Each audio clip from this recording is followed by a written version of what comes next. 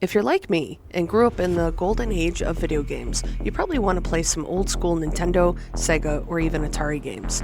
But if you didn't save your old consoles, how do you do this? So in this video, I'm going to cover 5 ways that you can play retro games.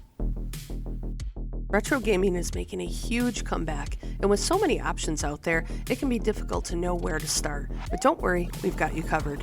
Whether you're completely new to the scene or looking for some other creative ways to play retro games, we've got something for everyone. So without further ado, let's get started. Number 5, plug and play consoles. So these I have in 2 subcategories. There are your mini consoles, which tend to look like other consoles and sometimes are made by the original company. See this Sega Genesis Mini.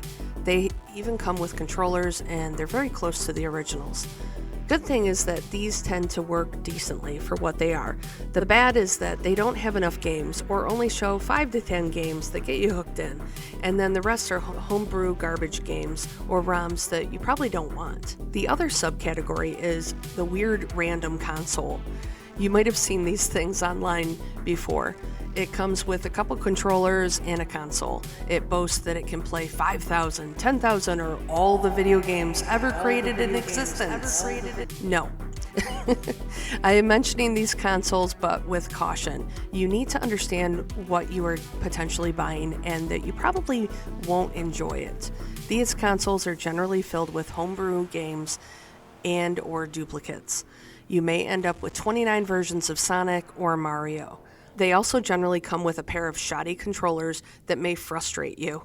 If you go this route, I would recommend the Super Console devices or even stick with the Mini Genesis console version here that I mentioned earlier.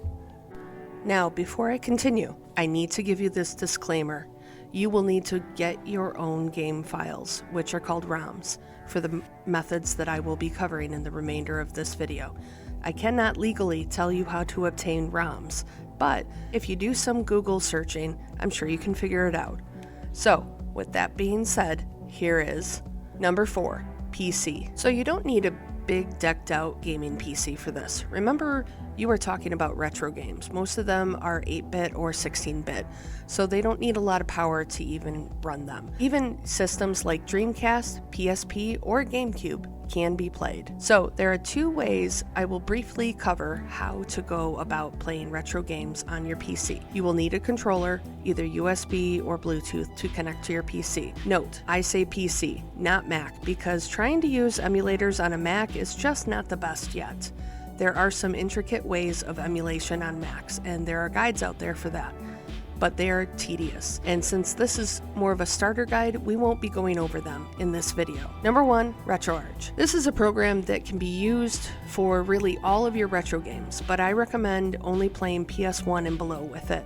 Now, I will caution you, this is a bizarre program that takes some getting used to and some setting up. I will leave a link in the description below to the RetroArch starter guide from Retro Game Core. He has the best RetroArch guide out there, hands down. Number 2, standalone emulator apps. So for higher end systems like Dreamcast, PSP, and GameCube, there are standalone apps that will run each of these systems. Once you get them installed, just point them to your ROMs folder for that specific console and you can go to town. I will leave links in the description below for the emulators. One thing I will say is that if you are a huge fan of the Wii U, this is probably the best option for you. For the rest of this list, there isn't any way of playing Wii U through those methods, unfortunately. Number 3, phone. Your phone is probably the easiest and cheapest way of playing retro games. The only downside is that you will obviously depleting your phone's battery.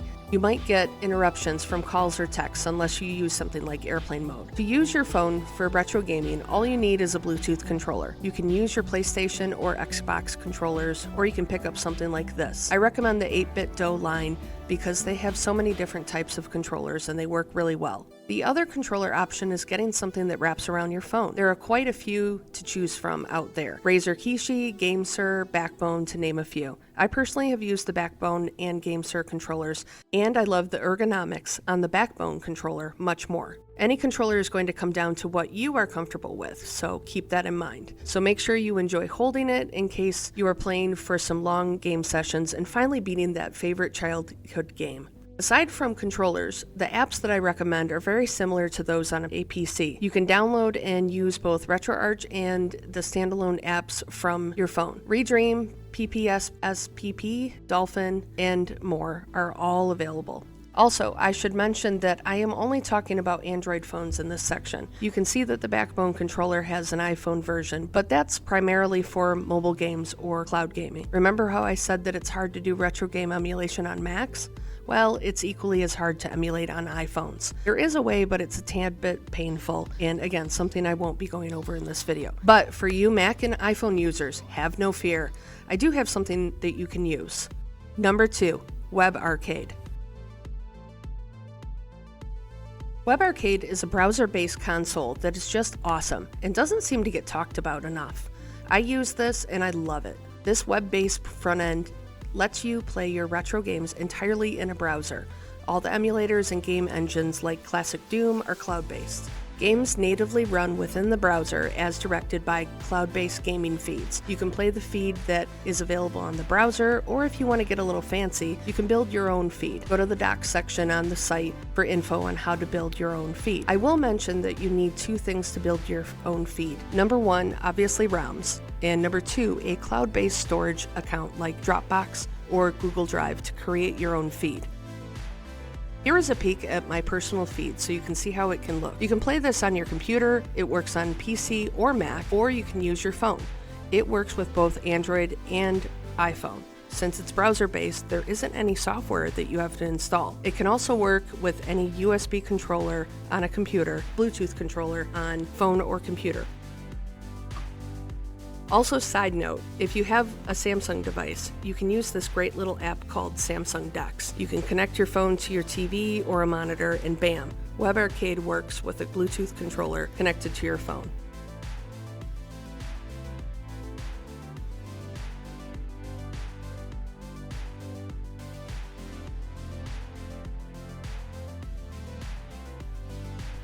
Finally, we have our number 1, Retro Handhelds. This is my favorite way to play retro games. These are handhelds, so they are portable.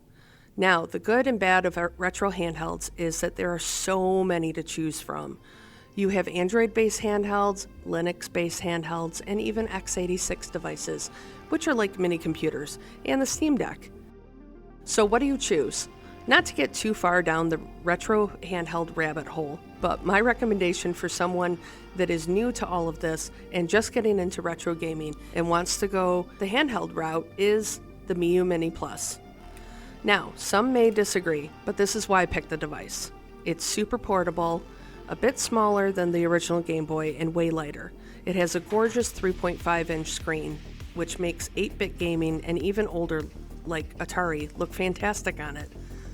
You can play this right out of the box. There isn't any setup. It has an easy stock firmware and comes with a decent amount of games, so you don't actually have to find your own ROMs if you go this route. They come preloaded. And the price, it's under $100. It seems like a small price to pay for some amazing retro gaming nostalgia that is portable. Also, and this is a huge point, this device is available on Amazon. So that means it will ship super fast and has Amazon's return policy.